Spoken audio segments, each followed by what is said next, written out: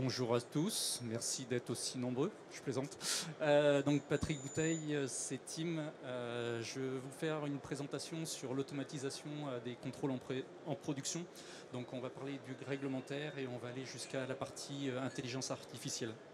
C'est bon, vous m'entendez bien? Allez. Donc voilà le sommaire de ma présentation. Donc le CETIM n'est pas une start-up. Le CETIM n'est pas une start-up. On est un groupe de 1000 personnes présents dans toute la France. Et donc, effectivement, je suis casé un peu au milieu des start-up. Donc là, je vais vous faire une présentation un petit peu plus longue qui dure grosso modo une demi-heure sur la partie contrôle. Donc le sommaire de ma présentation va commencer sur les enjeux du contrôle automatisé. Ensuite, on va aborder la partie contrôle réglementaire. On verra les différentes démarches associées à l'automatisation des contrôles. Et on finira par deux exemples d'automatisation des contrôles. Donc tout d'abord, quel est le contexte du contrôle automatisé? Au CETIM, on a de plus en plus de demandes pour industrialiser le contrôle. Et donc, on a pour but d'accompagner les industriels sur ce sujet.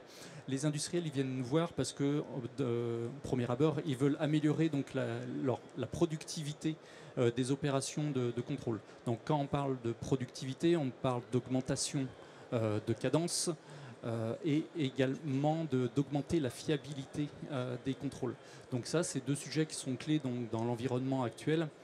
Et au niveau de la qualité des produits, on est aussi bien sur la partie contrôle non destructif que sur la partie métrologique et donc la partie dimensionnelle et également la surveillance des procédés. Donc il y a différents enjeux et différents enjeux industriels et qui sont reliés à différents... Il n'y a personne, mais je vais te parler, Céline. Ça me fait plaisir de faire une présentation rien que pour toi. Il y a différents enjeux industriels, donc, et chaque enjeu est... Il faut payer les gens pour qu'ils s'assoient. Donc à ces enjeux industriels, on va relier des besoins de contrôle. Donc tout d'abord, au niveau des enjeux, il y a une volonté d'éco-conception, de dimensionnement au plus juste. Et donc ça amène une problématique au niveau du contrôle, c'est un niveau de qualité accru. Il faut que le contrôle soit de bonne qualité et qu'il soit fiable pour pour que la pièce tienne dans le temps. Il y a également une volonté de suivi dans le temps des produits, de référentiel de suivi des produits. Ça, c'était le cas dans le domaine aéronautique et dans le domaine automobile. Mais on retrouve ça également maintenant dans la mécanique générale. Il faut que chaque produit soit tracé et qu'on puisse avoir dans le temps l'évolution et les contrôles qui sont faits. Et donc au niveau du contrôle, on retrouve le besoin associé, c'est la traçabilité. On nous demande de plus en plus que nos contrôles soient traçables et qu'il y ait un archivage des contrôles. Il y a également une augmentation des demandes de production. On retrouve ça bien sûr dans l'aéronautique, hein, par exemple Airbus qui a du mal à suivre la cadence de production de ses avions, mais également maintenant dans l'armement, dans le militaire. Et donc il faut une montée en cadence. Et donc l'automatisation des contrôles permet d'avoir cette montée en cadence. On souhaite également que les productions soient homogènes, que la production du lundi au vendredi, elle soit toujours identique. Et donc il faut que les jugements de conformité soient objectifs. Et c'est mieux d'automatiser aussi la partie sanction et que le référentiel de contrôle soit le même dans toute la production. Et donc associé à un dimensionnement au plus juste, il y a également un prolongement des durées de vie qui est souhaité et donc une augmentation de la fiabilité par les contrôles. Donc il y a différents types de contrôles qui sont automatisables. Ça va du plus simple, par exemple le contrôle d'aspect, simplement un choc sur une pièce, une rayure, une différence de couleur. Ça peut être encore plus simple, simplement la présence d'une pièce. Merci. la présence d'une pièce ou la conformité d'un assemblage, par exemple. Après, ça peut être un peu plus touchy, un peu plus complexe, notamment sur la matière, par exemple. Savoir si c'est la bonne composition chimique d'un matériau, si les caractéristiques mécaniques sont les bonnes, si en termes de traitement, on a le bon traitement ou les bonnes caractéristiques sur le traitement, par exemple la bonne dureté, par exemple. En termes de revêtement, ça va être est-ce que l'épaisseur du revêtement est correcte ou éventuellement si les contraintes résiduelles sont correctes sur la pièce et estimer le niveau de contraintes résiduelles par des contrôles non destructifs. Donc ça, c'est toutes des choses qui aujourd'hui sont faisables, que ce soit par des méthodes ultrasonores ou des méthodes électrométriques. On est capable d'avoir ces informations sur les caractéristiques matière de façon non destructive et de façon très rapide par rapport à ce qu'on peut faire au niveau destructif. Comme autre type de contrôle, on va retrouver des contrôles basés sur des défauts fonctionnels. Ça peut être par exemple mesurer un effort de serrage sur un assemblage, ça peut être vérifier une étanchéité, une propreté inclusionnaire par exemple. Il y a également tout ce qui est métrologique, donc dimensionnel, géométrique, état de surface. Bien sûr, c'est des choses qui sont automatisables.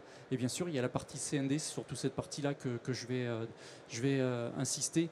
Donc la santé matière, vérifier que la présence, et bien sûr, ou plutôt l'absence de défauts, que ça soit surfacique ou volumique.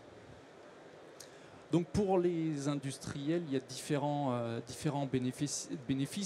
C'est plus ou moins relié aux enjeux qu'on a vus tout à l'heure.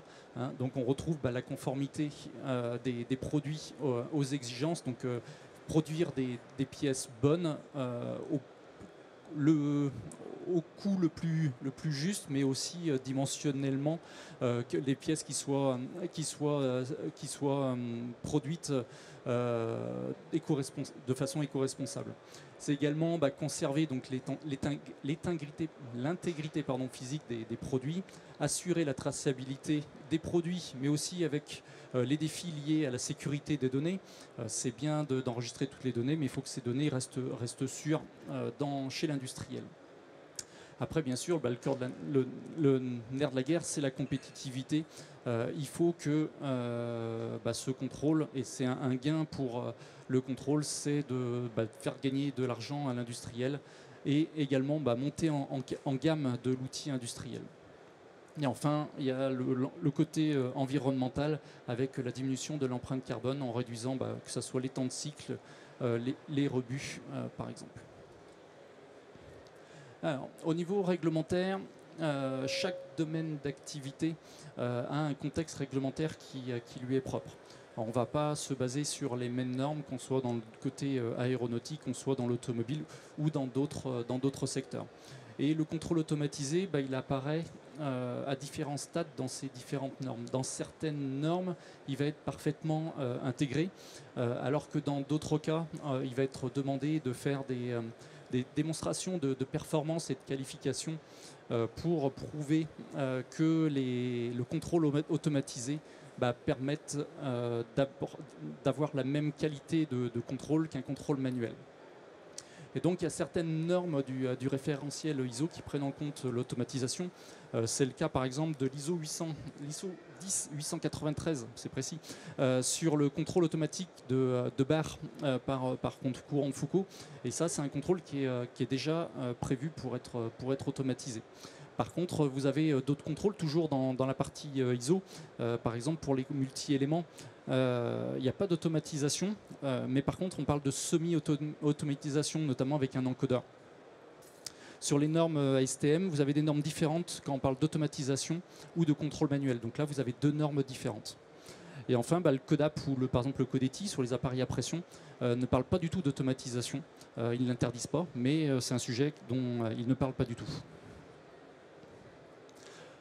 Donc, autre point, c'est la nécessité de certification. Aujourd'hui, dans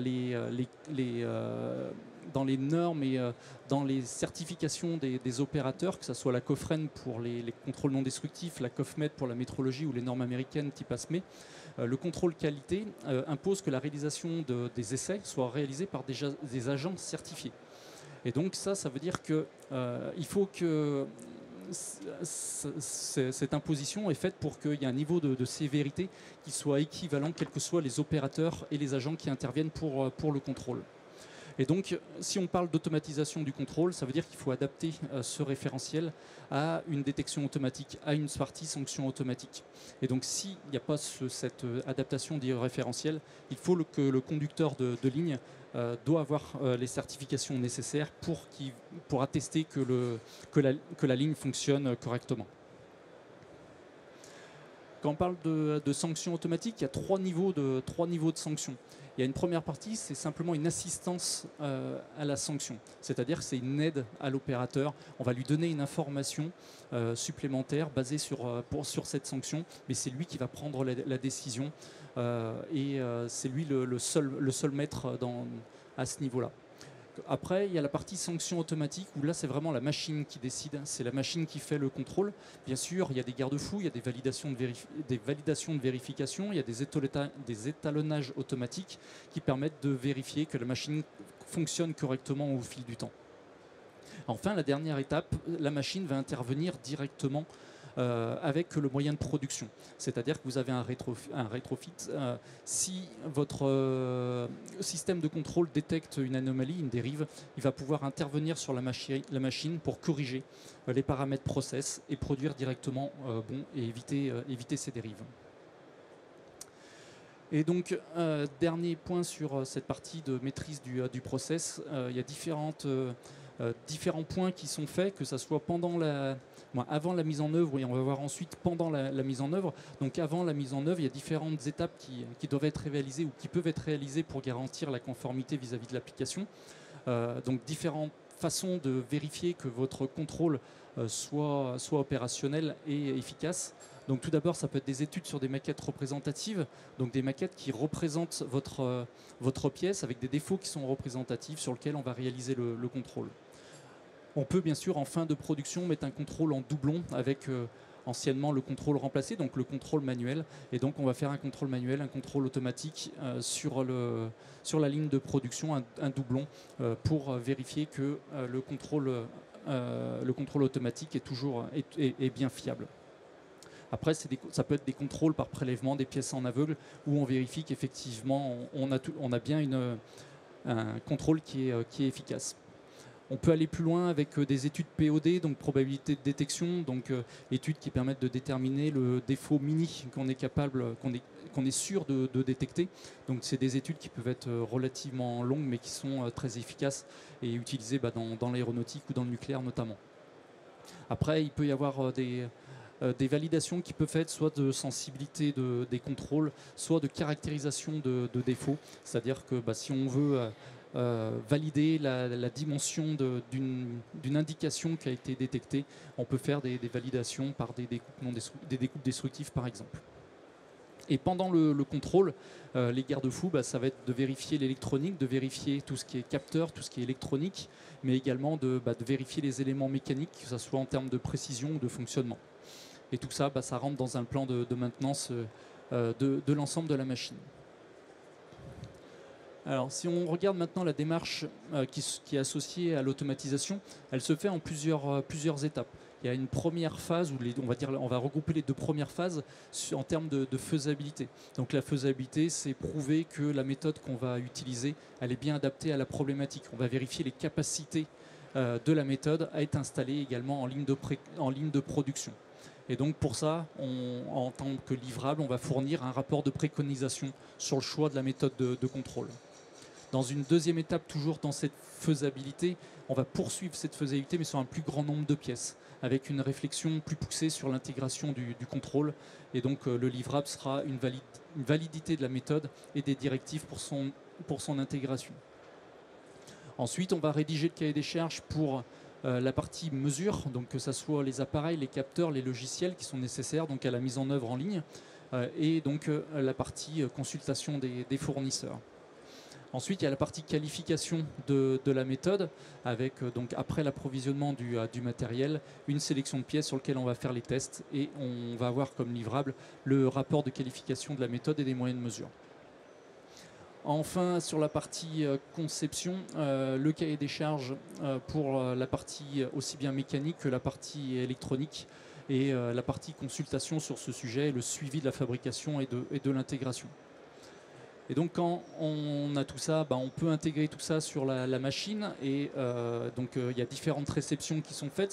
C'est des réceptions en partie partielle de la machine sur chaque bloc important. Ensuite, une réception provisoire chez le client avant la réception finale chez le client avec la validation des performances sur les premières campagnes de contrôle.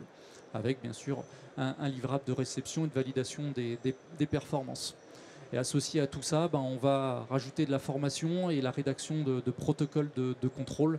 La formation qui est pour les opérateurs, mais aussi pour la maintenance notamment, avec la possibilité de rajouter des audits réguliers pour vérifier que tout ça est bien mis en place. Et je vais vous parler de 2 exemples d'automatisation. Le premier, c'est sur l'automatisation de la sanction d'un contrôle par magnétoscopie. Donc la magnétoscopie, c'est un contrôle qui permet de détecter des défauts de surface pendant lequel on va faire passer un champ magnétique dans une pièce. Ce champ, et donc on pulvérise sur la pièce également un produit avec des liqueurs magnétiques. Et donc si vous avez un défaut sur votre pièce, vous avez une modification des champs magnétiques sur cette pièce, vous avez un flux de fuite et donc votre produit que vous avez mis va s'agglutiner au niveau du défaut. Et comme il contient des particules fluorescentes, vous allez avoir une indication fluorescente à l'endroit où vous avez un défaut. Donc ça, c'est la magnétoscopie. On peut également l'utiliser sur du ressuage. C'est une technique un peu comme le buvard, c'est-à-dire qu'on va mettre un produit qui va pénétrer dans les fissures, on va retirer l'excédent et on va mettre un deuxième produit qui va venir aspirer le produit qui est resté dans les fissures. Donc ces 2 contrôles sont très utilisés. C'est les contrôles les plus utilisés pour détecter des défauts de surface. Par contre, ils ont on va dire plusieurs inconvénients, notamment un, c'est que derrière, l'opérateur doit faire le contrôle dans le noir, dans une cabine, souvent à des cadences assez rapides, et donc dans des conditions pas forcément très agréables. Donc là, les enjeux sur la partie automatisation de cette partie sanction automatique, c'est justement de réaliser, d'automatiser le contrôle et d'augmenter la cadence, de réduire le côté pénible pour les opérateurs, de réduire le coût de contrôle, mais également de fiabiliser le contrôle, parce qu'on sait qu'un opérateur du matin au soir, il ne peut pas toujours être aussi efficace, surtout quand il y a des cadences assez importantes pour faire le contrôle. Donc l'automatisation de ce contrôle-là, au CETIM, on l'a passé sous la forme d'un démonstrateur qu'on a appelé Maya, donc magnétoscopie assistée par intelligence artificielle. Donc l'objectif, ce n'est pas de remplacer la magnétoscopie, c'est simplement, comme je dis, d'aider à la sanction automatique. Donc on va toujours avoir le process de magnétiser la pièce, toujours d'avoir le process de mettre du produit sur la pièce. Par contre, la pièce, on va la mettre dans une cabine et on va avoir une caméra qui va regarder la pièce avec des lumières ultraviolettes, comme si l'opérateur était devant sa pièce. Donc on va remplacer l'œil de l'opérateur. Et on a un algorithme d'intelligence artificielle qui va assister l'opérateur, qui va lui donner les informations sur la présence ou l'absence d'indications sur la pièce. Donc ce démonstrateur, il n'a pas pour vocation directement à être industrialisé, c'est pour être mis en parallèle des lignes de production pour aider les industriels à franchir le pas vers l'automatisation de la sanction et pour les accompagner dans cet investissement. Donc l'objectif de ce démonstrateur, c'est de se promener dans les industries pour être évalué par les industriels directement. Donc bien sûr, il faut qu'il soit nomade, modulable, accessible, automatisable pour qu'il puisse être utilisé pour le plus grand nombre. Et donc sur la partie comment fonctionne un algorithme d'IA ou comment est-ce qu'on fait pour développer un algorithme d'IA, ça commence forcément par, donc là on est sur des images sur lesquelles on veut faire de la sanction. Donc pour ça il faut faire une acquisition, enregistrer un nombre important d'images. Pour Maya, c'est à peu près 10 000 images qui ont été utilisées pour mettre au point l'algorithme. À partir de ces images, donc c'est essentiellement des images avec des pièces avec des défauts, il faut qu'il y ait un opérateur certifié qui vienne annoter les images, donc soit souligner le défaut, soit encadrer le défaut, donc suivant si on fait de la segmentation ou si on fait de l'encadrement de défaut. Après, c'est le data scientist qui va intervenir. Donc il y a un couplage entre l'opérateur certifié et le data scientist. Le rôle du data scientist, ça va être de sélectionner l'algorithme qui va être le mieux adapté aux besoins et de développer, l'améliorer, l'adapter pour le cas spécifique. Ensuite, il va faire un entraînement de cet algorithme, c'est-à-dire qu'il va apprendre à l'algorithme ce que c'est qu'un défaut, ce qui n'est pas un défaut, pour qu'il soit capable de comprendre, comme si on apprenait à un jeune opérateur ce que c'est qu'un défaut. Ensuite, bien sûr, il y a une phase de test et de validation avant la mise en épreuve. Si on peut lancer la vidéo. Donc là, vous avez une petite vidéo qui vous montre les différentes fonctionnalités du démonstrateur Maya. Donc vous voyez par exemple là sur une bielle l'indication qui est détectée en temps réel donc, par l'intelligence artificielle. Et donc vous avez... Voilà, donc ça c'est les différentes pièces qui ont été utilisées pour l'apprentissage. C'est essentiellement des pièces de forge. La caméra que l'on vient à régler avec les différentes lumières UV qu'on peut paramétrer. Donc ça voilà, c'est... ce qui est surtout intéressant, c'est qu'on a trois modes de fonctionnement dans ce démonstrateur. De l'acquisition pour faire donc les différentes images qu'on a besoin pour apprendre au logiciel, à l'algorithme. La phase annotation avec soit de la segmentation, soit de l'encadrement. Donc ça, c'est réalisé, comme je vous ai dit, par le contrôleur qui est certifié. Et le data scientist qui va faire l'apprentissage pour après pouvoir faire ce contrôle en ligne. Donc là, l'objectif pour les industriels, comme je vous ai dit, c'est de fiabiliser leur contrôle et également augmenter leur compétitivité. Et donc l'objectif du démonstrateur, là, c'était aussi qu'il soit facilement accessible.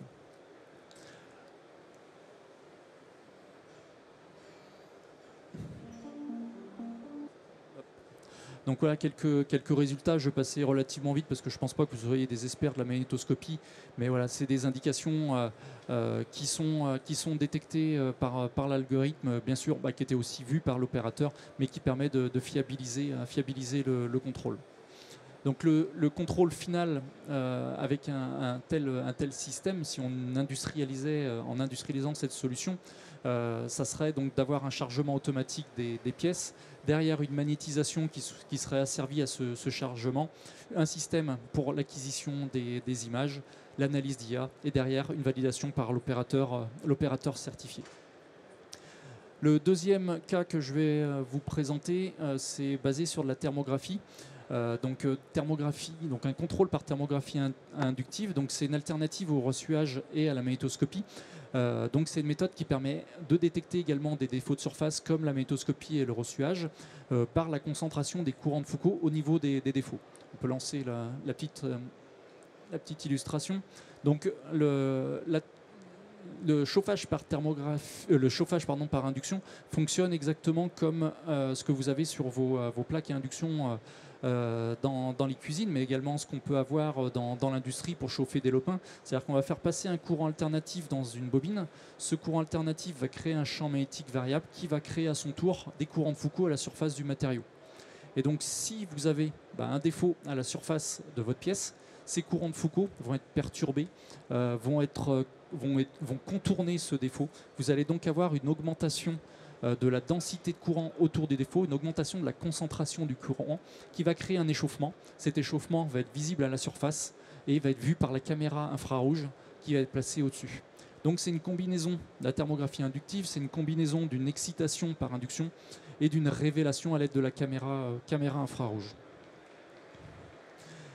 Et donc le cas qu'on vous présente qui a été automatisé, c'est pour détecter des replis de forge sur des tulipes de transmission. Donc les tulipes de transmission, c'est cette partie que vous pouvez retrouver sur l'arbre de transmission. Pardon. Et donc l'objectif sur cette application n'est pas de remplacer la magnétoscopie ou le ressuage, mais c'est de remplacer un contrôle visuel qui est aujourd'hui réalisé par des opérateurs. Donc il y avait différentes références de pièces à contrôler. Vous en avez quelques exemples sur l'illustration. Et donc l'objectif c'était quoi? C'est d'avoir une meilleure détection des replis, donc d'éviter les retours clients qu'il pouvait y avoir quand il y avait un contrôle manuel. C'était donc également de réduire les coûts avec une partie sanction automatique et une automatisation du contrôle, et également de ne pas utiliser de produits chimiques, il n'y en avait pas sur le contrôle visuel, mais de ne pas passer à une magnétoscopie par exemple, sur lequel vous avez besoin de produits chimiques. Donc au CETIM, on a traité ce cas en trois parties. Une première partie d'étude de faisabilité. Ensuite, le développement d'un démonstrateur, donc pour prouver le concept du contrôle automatisé. Et ensuite, le développement de la cellule qui a été installée chez l'industriel. Donc au niveau de la faisabilité, elle a pour but de démontrer les performances du contrôle, avec notamment le développement d'un inducteur qui est adapté à la géométrie des pièces et prouver qu'on est bien capable de détecter les indications qu'on voit sur les images. Avec bien sûr derrière une partie optimisation de la configuration de contrôle pour être adapté à un contrôle automatisé, et le développement de la partie sanction automatique. Et donc là, vous avez le POC, donc le démonstrateur qui a été réalisé, réalisé avec un Kobo Universal Robot. Donc là, on voit qu'on est relativement loin, on est loin d'une cadence pour un contrôle industriel, mais ça nous a permis de confirmer qu'on était bien capable d'automatiser le contrôle. Donc là, le robot vient placer la pièce au milieu de l'inducteur, c'est la pièce que vous voyez cylindrique avec les deux bobines. Et on vient faire le contrôle des trois faces de la pièce, puisque c'est une pièce qui est trilobée, donc qui est symétrique à 120 degrés, et vous faites le contrôle de chacune des faces. Quand chacune des faces est bonne et qu'on a donc la sanction qui est positive grâce à la sanction automatique, la pièce est mise dans le bac des pièces bonnes. Sur cette pièce, il détecte un défaut sur la première face, il va donc mettre la pièce dans le deuxième bac, dans le bac des pièces mauvaises. Et donc, de ce POC qui a permis de confirmer la détection des défauts et la possibilité de faire un contrôle automatique et robotisé, on a développé une cellule robotisée industrielle, donc avec un passage des TRL7 au TRL9, avec comme objectif d'avoir une cadence de contrôle d'une pièce toutes les 5 secondes, et également de démontrer la robustesse du matériel de contrôle, puisque je vous rappelle, c'est une pièce forgée, donc installée dans une forge dans laquelle les températures peuvent facilement monter à 50 degrés en hiver, dans lequel il y a des vibrations, parce qu'il y a les pièces qui sont pressées, fabriquées à l'aide de grosses presses, et également c'est un environnement qui est très poussiéreux dans les forges. Donc il fallait tenir compte de ces différents points et de vérifier que le matériel tienne à ces conditions. Et donc on a fait ça avec un intégrateur. Le CETIM n'a pas pour vocation à développer des cellules de contrôle, donc on a accompagné d'un intégrateur, et également avec du matériel qui a été fourni par Thermoconcept, matériel donc de l'allemand et de Wyss. On peut relancer cette vidéo. Et donc là, vous avez, là vous voyez le process de fabrication de ces tulipes de transmission. Donc l'industriel chez qui ça a été installé, c'est NTN Transmission Europe, donc à Crésancy. Vous allez voir donc l'opératrice qui faisait le contrôle visuel, donc pas évident de détecter des replis, d'où de temps en temps des retours clients. Le démonstrateur qui a permis de prouver le concept, c'est ce qu'on a vu juste avant.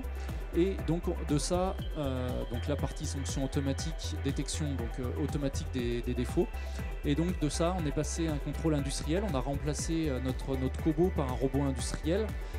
Mais c'est toujours le même contrôle. On voit l'opérateur qui place la pièce sur une table d'accumulation. Ensuite, la pièce va aller sur un partie convoyage. De là, vous avez une caméra dans le domaine visible qui permet de repérer où est le centre de la pièce et le contour de la pièce, qui donne ces informations au robot, qui vient chercher la pièce au bon endroit pour la placer au milieu des bobines. Et là, de nouveau, on a la caméra, la bobine. On voit les contrôles des trois faces. Si la pièce est bonne, elle est lâchée sur le tapis, et sinon, elle tombe dans une petite trappe à côté. Là, vous avez la partie interface homme-machine, et donc avec comme caractéristique d'un fonctionnement bien sûr 24 heures sur 24 et 7 secondes de temps de cycle pour cette machine. Donc je vous rappelle, là c'était un contrôle en remplacement d'un contrôle visuel, mais ça serait bien adapté aussi pour un contrôle en magnétoscopie, et d'autant mieux adapté pour un contrôle en magnétoscopie parce que c'est vraiment une équivalence par rapport à cette méthode. Voilà, je vous remercie de votre attention.